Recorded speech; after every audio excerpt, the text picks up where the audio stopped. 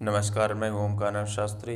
मैं यहाँ पर प्रस्तुत करने वाला हूँ कक्षा 9वीं की संस्कृत की पुस्तक आमोद से द्वादशः पाठः 12वां पाठ, जिसका नाम है अमरकोशः। अमरकोश क्या है, इसके बारे में इस पाठ में बताया जा रहा है। जब भी संस्कृत पढ़नी हो, लिखनी हो, बोलनी हो, समझनी हो, उसके लिए शब्द संग्रह का होना आवश्यक है। तो इस अमरकोश में शब्दों का संग्रह है, समानार्थक शब्द भी है इसके अंदर और बहुत सारे भी शब्द हैं जिसके बारे में इस पाठ में बताया जा रहा है। तो चलिए पढ़ते हैं। संस्कृत भाषा अतीव समृद्धा भाषा। संस्कृत भाषा बहुत ही समृद्ध भाषा है। एकस्य शब्दस्य भवन्ति नैके समानार्थक शब्दाः। एकस्य शब्दस्य एक शब्द के भवन्ति होते हैं नैके समानार्थक शब्दाः, अनेक समानार्थक शब्द। क्वचित् एकस्य शब्दस्य विविधाः अर्थाः अपि भवन्ति। क्वचित् कहीं पर एकस्य शब्दस्य एक शब्द के विविधाः अर्थाः अनेक अर्थ अपि भवन्ति भी होते हैं। अध्येतॄणां सुखबोधाय समानार्थक शब्दानां पद्यमयी रचनां कृत्वा पंडित अमरसिंहेन अमरकोशः ग्रथितः। अध्येतॄणां सुखबोधाय, अध्यापकों के लिए भी और विद्यार्थियों के लिए भी, सुखबोधाय सुखबोध के लिए, अध्येतॄणां विद्यार्थी के सुखबोध के लिए, समानार्थक शब्दानां समानार्थक शब्दों की पद्यमयी रचनां कृत्वा पद्यमयी रचना करके, माने श्लोक रूपी रचना करके, पंडित अमर सिंह के द्वारा अमरकोशा ग्रथितः अमरकोश ग्रंथ बनाया गया। पद्यमयी रचना के द्वारा पंडित अमर सिंह ने इस अमरकोश ग्रंथ को बनाया। अमरकोश पठनेन, अमरकोश के पढ़ने से, कंठस्थीकरणेन च, कंठस्थ करने से, शब्द ज्ञानम भवति, शब्द ज्ञान होता है। विविध शब्दानां वाक्ये, विविध शब्दों के वाक्य में, प्रयोगेण, प्रयोग से, विविध शब्दों के वाक्य में प्रयोग से शब्द प्रभुत्वम सिद्ध्यति, शब्द की प्रभुता सिद्ध होती है। यथेष्टम गृह्णन्तु शब्दरत्नानि अस्मात् शब्द रत्नाकरात्। यथेष्टम इच्छित फल के अनुसार, गृह्णन्तु ग्रहण करना चाहिए, शब्द रत्नानि शब्दों को, अस्मात् शब्द रत्नाकरात् इस शब्द रत्नाकर से, शब्द रूपी समुद्र से। किससे? अमरकोश से। अमरकोश प्रशंसा, अमरकोश की प्रशंसा की गई है। कवेरमर सिंहस्य कृतिरेषा सुनिर्मला, अचंद्र तारकं स्थेयात् नामलिंगानुशासनम्। कवीर अमर सिंह से, कवि अमर सिंह के, कृति ऐशा सुनिर्मला, इस निर्मल कृति, कवि अमर सिंह की यह निर्मल सुनिर्मल कृति, आचंद्र तारकम स्थेयात् नामलिंगानुशासनम, अमर सिंह की यह निर्मल कृति, सुनिर्मल कृति, नामलिंगानुशासन जो है, आचंद्र तारकम स्थेयात्, सूर्य चंद्र पर्यंत तक बनी रहे। यहाँ श्लोक में इसकी कामना की गई है कि यह नामलिंगानुशासन जो है, जिसे अमरकोश भी कहते हैं, यह शब्द संग्रह, शब्द रत्नाकर हमेशा बना रहे, अनंत काल पर्यंत तक बना रहे, जब तक सूर्य चंद्र हैं तब तक यह बना रहे। इसके बाद कहते हैं, छात्राः ग्रंथालये विविधानि पुस्तकानि पश्यन्ति, अध्यापिकां प्रश्नान् च पृच्छन्ति। छात्राः, छात्र, ग्रंथालये पुस्तकालय में, विविधानि पुस्तकानि अनेक पुस्तकों को, पश्यन्ति देखते हैं, अध्यापिकां प्रश्नान् च पृच्छन्ति, अध्यापिका प्रश्न को पूछती है। अध्यापिकां प्रश्नान् च पृच्छन्ति, अध्यापिका से प्रश्न को पूछते हैं। कौन? छात्र लोग। नयन प्रश्न पूछता है, क्या? आचार्य का एषा भिन्ना विशाला कपाटिका, अहो कियन्ता विविधाः कोशाः एतस्यां वर्तन्ते। हे आचार्य, का एषा भिन्ना विशाला कपाटिका, का एषा भिन्ना विशाला कपाटिका, यह बड़ी विशाल सी अलमारी कैसी है। अहो कियंतः विविधाः कोशा तस्सां वर्तते। अरे कियंतः विविधाः, कितने अनेक प्रकार के कोशाः शब्दकोश एतस्सां वर्तते, इसमें रखे हुए हैं। अध्यापिका आम हाँ, सर्वेषां शास्त्राणाम् अध्ययनार्थम एते कोशा आवश्यकाः। हाँ, सर्वेषां शास्त्राणाम सभी शास्त्रों के अध्ययनार्थम अध्ययन के लिए एते कोशाः आवश्यकाः, यह कोश अत्यंत आवश्यक है। सुमेधा कोशा नाम किम, कोश किसको कहते हैं? अध्यापिका कहती है कोशा नाम संग्रह, कोश नाम संग्रह को कहते हैं, एकत्र करने को कहते हैं। कैसे? यथा वयम वित्तकोशे धनस्य संग्रहणं कुर्मः तथैव भाषाकोशे शब्दानां संग्रह भवति। यथा जिस प्रकार हम लोग वित्तकोश से बैंक में धन को संग्रहण कुर्मः संग्रह करते हैं, रखते हैं, एकत्र करते हैं, तथा उसी प्रकार भाषाकोश से भाषाकोश में शब्दानाम संग्रह शब्द का संग्रह भवति होता है। जिस प्रकार बैंक में धन का संग्रह होता है, उसी प्रकार इस पुस्तक में भाषाकोश में शब्दों का संग्रह होता है। श्रेया कहती है कहा तस्य उपयोगः, उसका क्या उपयोग है, उस शब्द संग्रह का क्या उपयोग होता है?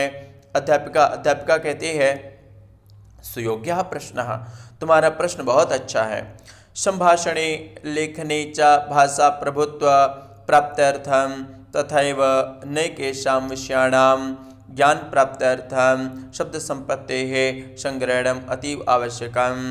संभाषण करने में, च लेखने और लेखन करने में, भाषा प्रभुत्वम भाषा की प्रभुता को प्राप्त्यर्थम प्राप्त करने के लिए, तथैव नैकेषां अनेक विषयाणां विषयों के ज्ञान प्राप्त्यर्थम ज्ञान प्राप्ति के लिए शब्द संपत्तेः शब्द संपत्ति का संग्रह एकत्र करना अतीव आवश्यकम बहुत जरूरी है। कहते हैं भाषा संभाषण करने के लिए, लेखन के लिए, भाषा की प्रभुता प्राप्त करने के लिए शब्द का संग्रह होना बहुत आवश्यक है। इसके बाद कहते हैं अस्माकं ग्रंथालये संस्कृतिकोशाः चरित्रकोशाः विश्वकोशाः सुभाषितकोशाः च इत्यादयः बहवः कोशाः वर्तन्ते। अस्माकं ग्रंथालये हमारे ग्रंथालय में, हमारे पुस्तकालय में संस्कृतिकोशाः संस्कृतिकोश, चरित्रकोशाः चरित्रकोश, विश्वकोशाः विश्वकोश, सुभाषितकोशाः सुभाषितकोश इत्यादि सुभाषितकोश आदि बहवः कोशा वर्तन्ते, बहुत सारे कोश रखे हुए हैं। तेषु उनमें अमर कोशः नाम कश्चन विशेष कोशः, तेषु उन कोशों में अमर कोश नाम कश्चन विशेषा कोशः कोई विशेष शब्दकोश है, बहुत ही विशेष शब्दकोश है। स्वप्निल कहता है अमर कोशा नाम किमर्थम, अमर कोश नाम किसके लिए रखा गया है? किम विद्यते अस्मिन् कोशे, किम विद्यते क्या है, अस्मिन् कोशे इस कोश में क्या है? अध्यापिका कहती है एषः संस्कृत शब्दानां संग्रह ग्रंथः, इस संस्कृत शब्दों के संग्रह ग्रंथ है। ऐसा संस्कृत शब्दानाम, यह है संस्कृत शब्दों का संग्रह ग्रंथ है, एकत्र करने वाला ग्रंथ है। अमर सिंह नाम पंडिता एतस्य रचयिता, अमर सिंह पंडितः, अमर सिंह पंडित जी एतस्य रचयिता, इस अमर कोश के रचयिता हैं। अतः कोशस्य नाम अमर कोशा इति, अतः कोश का नाम अमर कोश है। पुरातन काले, बहुत समय पहले, यदा छात्राः अध्ययनार्थम गुरुकुलम प्रविशन्ति स्म, बहुत पहले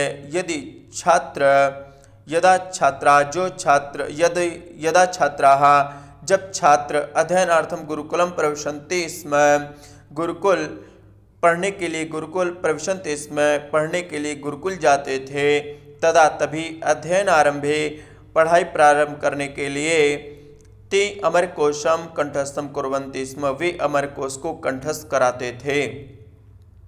अधुना अपि तथैव प्रवर्तते, अभी वैसा ही होता है, अभी कंठस्थ कराते हैं अमर कोश को। आर्या साश्चर्यम, बड़े आश्चर्य के साथ, किम कोशा कंठस्थि कर्तुम शक्यः, क्या कोश को कंठस्थ किया जा सकता है? तेन कः लाभः भवति, उससे क्या लाभ होता है? अध्यापिका कहते अथ किम, हाँ क्यों नहीं। बिल्कुल लाभ होता है।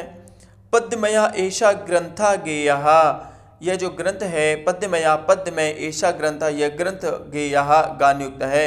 यह ग्रंथ एषा ग्रंथ गेयः गानयुक्त है। पद्मया पद्मय होता है, माने जो पद्मय ग्रंथ होता है वह गानयुक्त होता है। श्लोकमयी यह जो ग्रंथ है वह श्लोकमयी है। अतः श्लोकानां सुभाषितानां पठनम इव तस्य, अतः श्लोकों के सुभाषितों के पठनम पढ़ने से इव तस्य कंठस्थीकरणम अति सुलभम, इस श्लोक के सुभाषितों के पठनम इव पढ़ने से, पठनम इव पढ़ने के समान, तस्य कंठस्थीकरण अति सुलभम, उसको कंठस्थ कर लेना बहुत ही सुलभ होता है। श्लोकों को सुभाषित को पढ़ना, उसको कंठस्थीकरण करना बहुत सुलभ होता है इस शब्दकोश के माध्यम से। तत्र एकस्य शब्दकोशस्य, उस एक शब्दकोश कृत के लिए नैके समानार्थक शब्दाः, अनेक समानार्थक शब्द वर्तन्ते हैं। क्वचित् अतः तस्य क्वचित् एकस्य शब्दस्य नैके भिन्नाः अर्थाः अपि वर्तन्ते, कहीं कहीं एक शब्द के, एकस्य शब्दस्य एक शब्द के नैके भिन्नाः अर्थाः अनेक अलग अलग अर्थ अपि वर्तन्ते भी हैं। अतः तस्य पठनेन अस्माकं शब्द संपत्तिः वृद्धिं गच्छति, अतः तस्य पठनेन उस शब्दकोश के पढ़ने से अस्माकं शब्द संपत्ति, हमारी शब्द संपत्ति, शब्द रूपी शब्द संग्रह रूपी संपत्ति वृद्धिम गच्छति, वृद्धि को प्राप्त होती है, उसकी बढ़ोतरी होती है, शब्दों का संग्रह होता है। अस्माकं स्मरण शक्ति, हमारी स्मरण शक्ति, धारणा शक्ति च वर्धते, धारणा शक्ति भी बढ़ती है। उच्चारणम अपि शुद्धम भवति, उच्चारणम अपि उच्चारण भी शुद्धम भवति शुद्ध होता है। वयमपि अमरकोशम कंठस्थम कुर्याम, वयमपि नयनः नयन कहती है, वयमपि हम लोगों को भी अमरकोशम कंठस्थम कुर्याम, हम सबको भी अमरकोश शब्दकोश को कंठस्थम कुर्याम कंठस्थ करना चाहिए, कंठस्थ करना चाहिए। तस्मिन् कति श्लोकाः सन्ति, उसमें कितने श्लोक हैं। तस्मिन् उस शब्दकोश में, अमरकोश में, कति श्लोकाः कितने श्लोक सन्ति हैं। अध्यापिका कहती है, शिक्षिका कहती है, उपसार्धसहस्रम श्लोकाः सन्ति, 1500 श्लोक हैं। तत्र त्रीणि काण्डानि सन्ति, उनमें 3 कांड हैं, उस ग्रंथ में 3 कांड हैं। अतः त्रिकांडकोशः इति एतस् अपरम नाम, अतः त्रिकांडकोश एतस् अपरम नाम, अतः त्रिकांडकोश इस पुस्तक का, अमरकोश का अपरम नाम दूसरा नाम है।